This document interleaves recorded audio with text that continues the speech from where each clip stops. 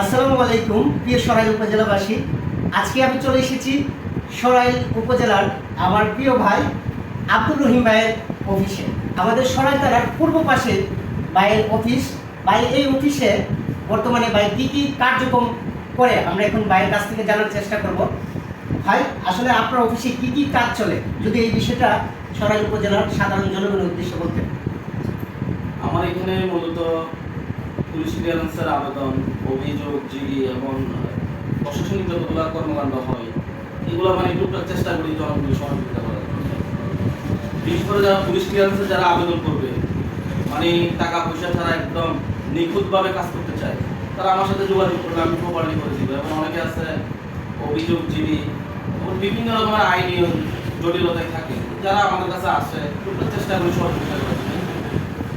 তো আপনাদের যাদের পাসপোর্টের সমস্যা আছে এবং যারা এনআইডি কার্ডের সমস্যা আছে, যে কোনো আবেদন করার ক্ষেত্রে আপনারা চলে আসতে পারেন সরাইল থানার পূর্ব পাশে আব্দুর রহিম ভাই সেন্টারে।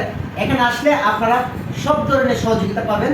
তো আমি আশা করব সরাইল উপজেলার যারা সাধারণ মানুষ আছেন অবশ্যই আপনাদের সমস্যাগুলো 100% সমাধান হবে, সেই গ্যারান্টি আমি দিচ্ছি। সবাই ভালো থাকবেন, সুস্থ থাকবেন। আল্লাহ হাফেজ।